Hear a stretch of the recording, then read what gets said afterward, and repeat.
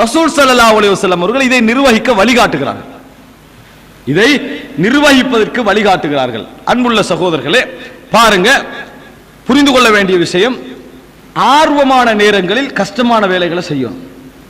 சோர்வான நேரங்கள் இருக்குது, இந்த நேரங்கள்ல நம்ம என்னது ஆர்வமே தேவையில்லை என்று சில செயல்பாடுகள் இருக்கும்.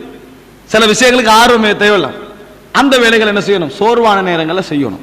நாங்க அப்படி பிரிக்கிறதே இல்லை. அப்படி முதலாவது என்ன, ரெண்டாவது என்ன, மூணாவது என்ன, நாலாவது என்ன வச்சுக்கிறோமே ஒழிய ஆர்வத்துக்கும் சோர்வுக்கு ஏற்ற மாதிரி எங்கட டைம் டேபிள் இல்லை. டைம் டேபிள்ல நாங்க எப்படி போடுவோம் தெரியுமா? முதலாவது பாருங்க, உதாரணமா சிலபஸ் போடுற டைம்ல முதலாவது அக்கீதா தானே ஃபர்ஸ்ட் அப்படின்ட்டு, அக்கீதா ஃபர்ஸ்ட் தான். அக்கீதா பாடத்துக்கு டைம் ஒன்று இருக்குது, அந்த டைம்ல அது ஃபர்ஸ்டா இருக்கணும். அக்கீதா பாடத்தை கொண்டு பகல் 2:30 போட்டு பாருங்க, அப்ப உங்களுக்கு வழங்கிட்டா. அக்கீதா நல்ல பாடம், ஆனா நல்ல கவனமும் நல்ல உற்சாகமும் இருக்க வேண்டிய பாடம். ஃபர்ஸ்ட் பாடமா தான் அதை என்ன செய்யணும், அது இருக்கணும். இது ஸ்கூல்ல சரியா கடைபிடிக்கிறாங்க. இஸ்லாம் பாடம் எல்லாம் கடைசி பாடம். ஏன் இஸ்லாம் பாடம், அரபு பாடம், தேவையில்லாத பாடம் எல்லாம் கடைசி பாடம். எது தேவையான பாடமோ, தமிழ், மேத்ஸ், சயின்ஸ், அதெல்லாம் என்ன ஃபர்ஸ்ட் பாடம். ஒரு சில பாடசாலை வேணும்டா விதிவிலக்காக இருக்கலாம். அதுவும் அந்த விதிவிலக்கான பாடசாலை ஓலவல் வகுப்புக்கு விதிவிலக்காக. ஓலவல் வகுப்புக்கு எல்லாம் கடைசி, இஸ்லாம் எல்லாம் கடைசி, அரபெல்லாம் கடைசி. மற்ற பாடம் என்ன செய்யும்? ஃபர்ஸ்ட் பாடத்துல இருக்கும். அது என்ன? மனிதன் அந்த உள ரீதியாக ஆர்வமான நேரங்கள்ல கஷ்டமான விஷயங்களை சுமந்து கொள்ற தன்மை இருக்கும். சோர்வான நேரங்கள்ல நோமலான விஷயங்களை எடுத்துக்கொள்ற தன்மை இருக்கும். எழுதுற வேலையில எப்ப பார்க்கணும்?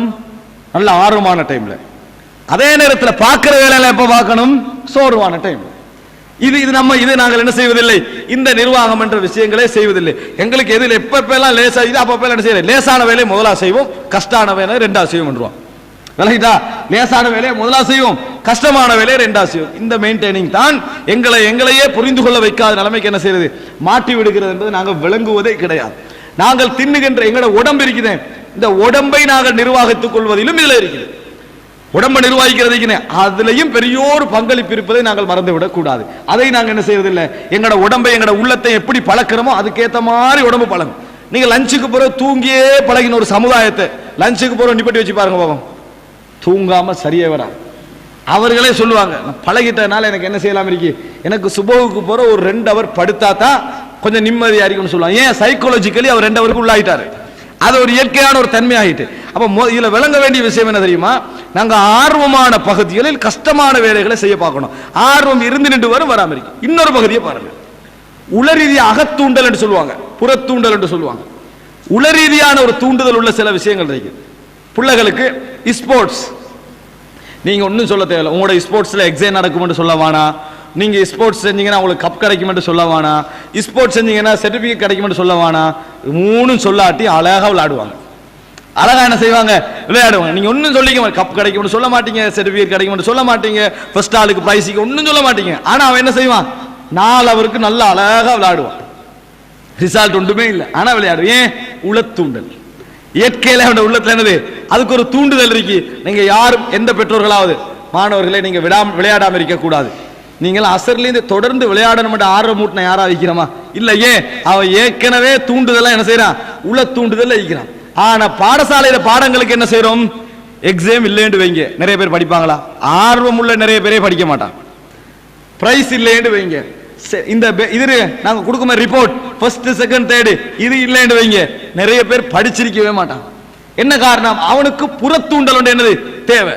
ரசூலுல்லாஹ் என்ன சொல்றாங்க? 7 வயசுல படிச்சு கொடுங்க தொழுகைய, ஆர்வம் ஊட்டுங்க. தொழலையா 10 வயசுல என்ன செய்யணும்? அடிய கொடுங்க நாங்க சொல்லுவோம். அப்பதான் என்ன செய்வான்? தொழுவான். அப்ப மனிதன் என்ன விளங்கிக்கணும்? சில நேரங்கள்ல நான் உளத்தூண்டுதலாலேயே செஞ்சிருவேன், விளங்கிக்கணும். சில வேலைகளை எனக்கு ஒரு புறத்தூண்டுதல் இல்லாமல் செய்ய முடியாது. இது 2வது விஷயம் நீங்கள் புரிஞ்சு கொள்ள வேண்டியது. முதலாவது, உற்சாகமான பகுதியில் எது கஷ்டமோ அதையும், எனக்கு உற்சாகமான பகுதி உங்களுக்கு வழங்கு எப்போ வரும் அதையும், சோர்வான பகுதியில் கஷ்டமான லேசான விஷயங்களை செய்ய பழகிக்கொள்ளணும். அதே சோர்வான நேரத்தில் நீங்க இந்த மாதிரி போட்டீங்கன்னா அப்செட் ஆயிடும். 2வது பகுதி என்ன தெரியுமா? உள ரீதியான தூண்டுதல் வரக்கூடிய சில விஷயங்கள் இருக்குது. அதுக்கு நீங்க பெரிய உற்சாகத்தை எல்லாம் யோசிக்க வேணுங்க. அதுல எப்படி உற்சாகமாக இருப்பது என்றெல்லாம் யோசிக்க வேணும். உங்களுக்கு இயற்கையாவே அந்த உள ரீதியான தூண்டுதல் என்ன செய்யும்? அதுல இருக்கும்.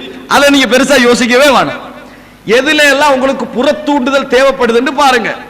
அந்த மாதிரி விஷயங்களுக்கு புறத்தூண்டுதலுக்கு என்ன செய்யலாம்?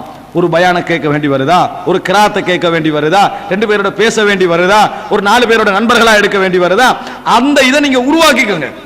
உருவாக்கினால்தான் உங்களால் என்ன செய்ய முடியும், அந்த ஆர்வத்தை கொண்டு வர முடியும். 3வது என்ன தெரியுமா, எந்த ஆர்வமான சூழ்நிலையிலும் திட்டம் போட வேண்டாம். நல்லா வழங்கிட்டா, ஆர்வமான சூழ்நிலையில திட்டம் போட்டீங்க என்று சொன்னா 50 வருஷ பிளேன் போடுவீங்க. எப்படி போடுவீங்க, ஏண்டா உங்களுக்கு இல்ல ஃபுல் எக்ஸைட்டிங் இருக்குதானே, அதுல ரைட் அப்படி சொல் நாளைக்கு இப்படி ஃபுல்லா செய்வோம். எந்த நேரத்தில் நீங்க திட்டத்துக்கு நினைக்கணும் தெரியுமா, திட்டம் செய்யற நேரத்தில் உண்டோ நீங்க நல்ல ஆர்வமாய்க்கிறதா உங்களுக்கு திட்டம் போடணுமாக இருந்தா நிதானமாய்க்கிற ஒரு ஆளை பக்கத்தில் வச்சுக்கங்க. நிதானமாய்க்கிற ஒரு ஆளை, ஒரு உமா தாய் தந்தை ஒரு நல்ல ஆலோசகர் அவரை பக்கத்தில் வச்சுக்க. நீங்க ஆர்வமா போட கலைஞ்சு பாருங்க, அதை போட வேணும், உங்களால கொஞ்சம் சாத்தியம் இல்லை, நீங்க ஆர்வத்தை எழுதுறீங்க அப்படின்னு அவர் 2 பேர் சொல்லுவாரு, அப்ப குறைச்சு கொள்ளுவேன். நீங்க இது தனியே இருந்து திட்டம் போடுறது, இண்டையிலிருந்து 11 ரக்காத் இரவு ஃபுல்லா தொழுறது, காலையில் ஒரு ராத்திரி தனியே திட்டம் போட உடனே தடுக்கிறது யாரும் இல்லையே.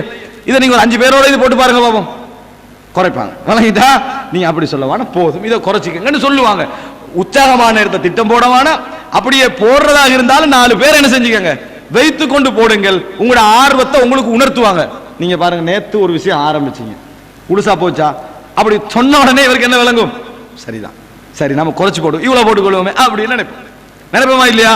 இது யாருக்கு இப்படி விளைவிக்கணும், இதை நாங்க திட்டம் போடுகின்ற நேரத்தில் நிறைய போட்ட உடனே ஆர்வமாக 25% முடிச்சிருவோம், 75% 3ஆம் நாள்ல நிற்கும். இதை எப்படிடா செய்யறது தெரியாம அந்த ஆளுக்கு செஞ்சுதானு சொல்லிட்டேன், ஆர்வத்தில் சொல்லிட்டு என்ன செய்யறது தடமாறாம நான் சொன்னனே அமானித மோசடி பொய் எல்லாம் சொல்ல வேண்டி வரும்.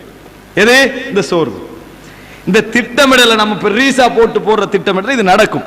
அன்புள்ள சகோதரர்களே, எதாக இருந்தாலும் நிதானமாக கால வரையறை எடுத்து நம்ம போடுற விஷயங்கள் இருக்குது, அதுல தான் எங்களுக்கு வெற்றி இருக்கிறது என்பதை நாங்கள் மறந்துவிடக் கூடாது.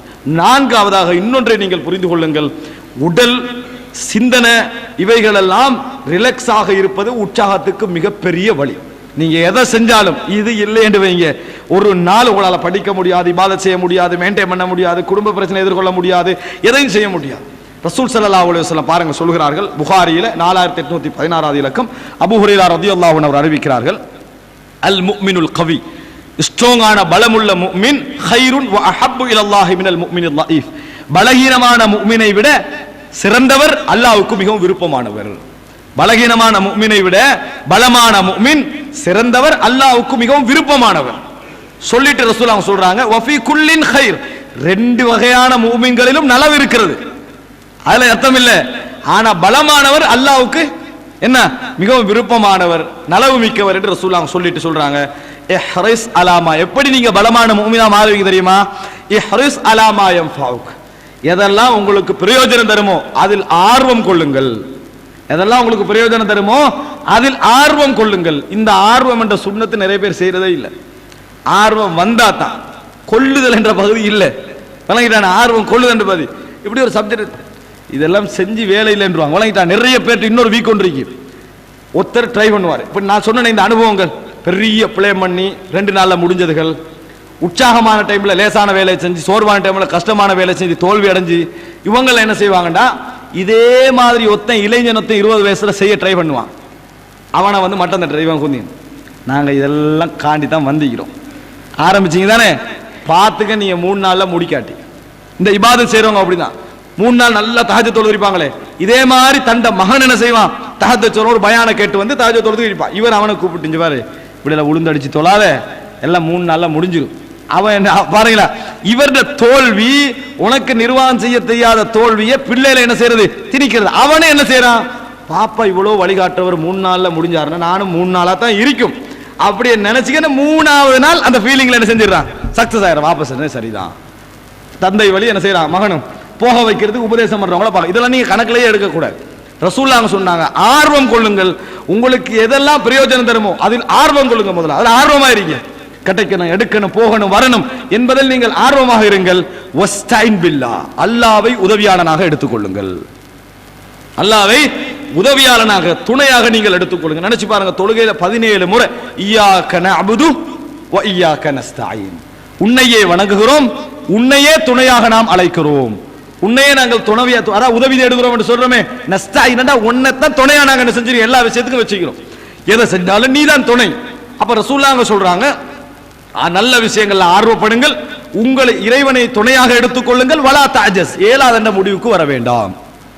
இயலாது என்று சோர்வடைய வேண்டாம். இயலாமை உன மனசுல நினைக்காதீங்க. பருமா நேரத்தில் மறுபடியும் எழுமுங்க, சோறு வரும். நீங்க இரவுல தொழுறீங்களா, 11 ரக்காத் ஆர்வப்பட்டு தொழுட்டீங்களா, அடுத்த நாள் 3 ரக்காத் ஆயிட்டுன்னு வைங்களேன், முடிஞ்சுது அப்படி நினைக்க வேணாம்.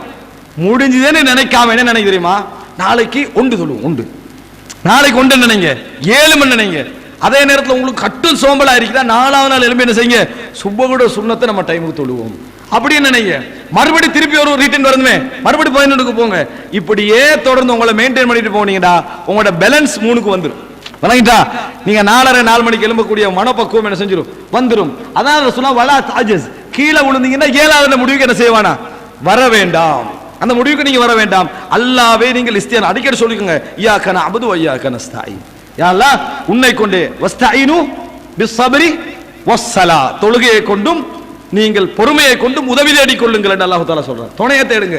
அப்ப முதலாவது நீங்க எந்த இடத்துல சோர்வடைஞ்சாலும் வீழ்ந்தாலும், எந்த விஷயத்துல திட்டமிட்டு தோல்வி அடைந்தாலும் அவசரமா என்ன செய்யுங்க, திருப்பி எழும்பிருங்க. தோல்வி என்று முடிவெடுக்க வேணாம், தோல்வி என்று முடிவெடுக்கவே வேண்டாம். நிறைய பேர் முடிவெடுத்துற தோல்வி, 5 தினம் முடிவெடுத்தா 6வது தினம் சரி வராது அப்படின்னு முடிவெடுத்து அப்படி நாங்கள் வர வேண்டாம்.